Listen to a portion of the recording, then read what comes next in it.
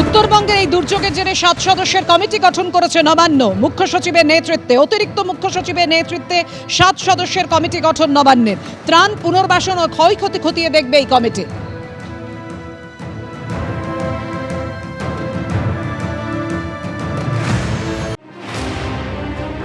থরে থরে সাজানো বিপুল আগ্নেয়াস্ত্র, কার্তুজ, বুলেট। কলকাতার পর এবার উত্তর 24 পরগনার পানিহাটি। রাজ্যে ফের উদ্ধার হল বিপুল পরিমাণ আগ্নেয়াস্ত্র। সোমবার রাতে পানিহাটি পুরসভার 7 নম্বর ওয়ার্ডের মৌলানা সেলিম রোডে নঈম আনসারি নামে এক ব্যক্তির বাড়িতে অভিযান চালায় কামারহাটি ও খড়দা থানা। বাড়ির বাইরে লেখা নঈম কার সার্ভিস। আমরা এই মুহূর্তে রয়েছি পানিহাটি পুরসভার 7 নম্বর ওয়ার্ডে মৌলানা সেলিম রোডে। এই বাড়িতে নঈম আনসারি তিনি থাকেন। ব্যারাকপুর পুলিশ কমিশনারেটের তরফ থেকে বলা হচ্ছে যে 5 রাউন্ড ইম্প্রোভাইজড কান্ট্রিমেড পাইপ গানস পাওয়া গেছে।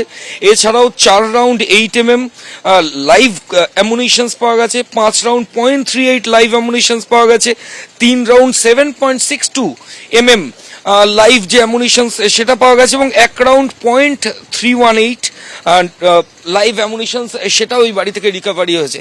এক লোক আছে নঈম আনসারি ইলিয়াস নেপালি, ওর বাড়ি আছে এবং ওর পজিশনে এইসব জিনিস ছিল।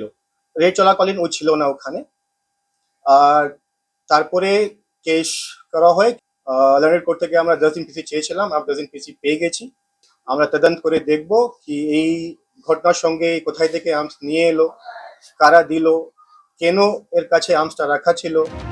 অস্ত্র উদ্ধারের ঘটনায় লেগেছে রাজনীতির রং। শুভেন্দু অধিকারী সোশ্যাল মিডিয়ায় পানিহাটির তৃণমূল বিধায়ক নির্মল ঘোষের সঙ্গে ধৃত নঈম আনসারির ছবি পোস্ট করে লিখেছেন, বিধায়ক নির্মল ঘোষের ঘনিষ্ঠ হিসেবে পরিচিত এই নঈম আনসারিকে প্রায়শই নির্মল ঘোষের সাথে দেখা গিয়েছে।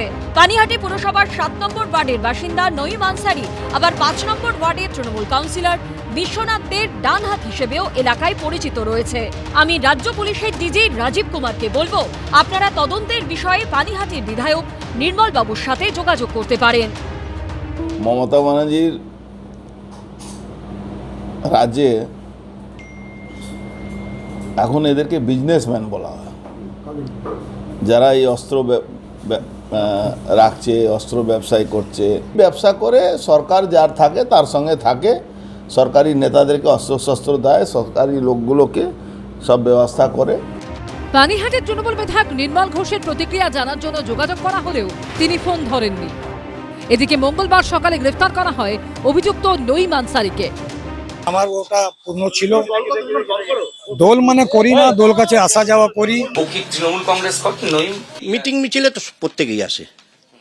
এমনি এমনি মানে পার্টিকুলার তৃণমূলের কোনো ব্লক বা কমিটি বা কিছু সেরকম কোনো ব্যাপার না। এমনি কর্মী, হ্যাঁ, দলীয় কর্মী মিছিলে যেরকম আসে, মিটিংয়ে যেরকম আসে, সেরকম হাজার হাজার মানুষ আসে।